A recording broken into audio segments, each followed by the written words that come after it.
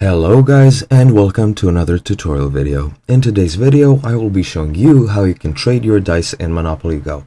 Now when I say trade your dice, it doesn't actually mean send your dice to other people, since you actually cannot do that in this game, guys. However, if you go into the left part of your screen, you can click on any one of these shops and you can actually pay money to get more dice. As you can see, there are several deals you can also buy, for example this one, which are limited time, which will give you more dice and more money, more whatever is offered in the deal for a better price, guys. Now, this is the way you can buy dice. Another way you can earn dice is, of course, by doing events. As you can see, the Bavarian Adventures, if I enter that, rewards for milestones include dice, and a lot of them, in fact. You can also get them by going bottom left into your wins section and doing quick wins.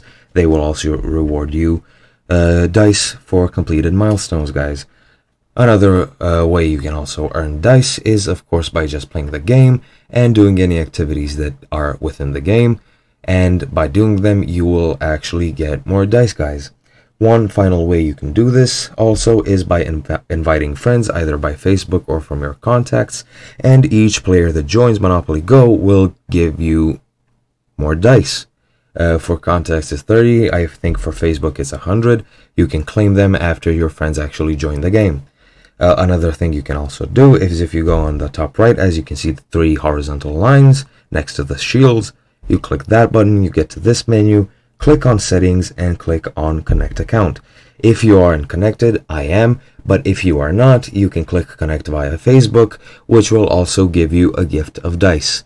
You can also play with contacts. As I've said, you can add them to, you can send them an invite either through your messages or through a link which will be generated, and then when they join you will get dice as well, guys.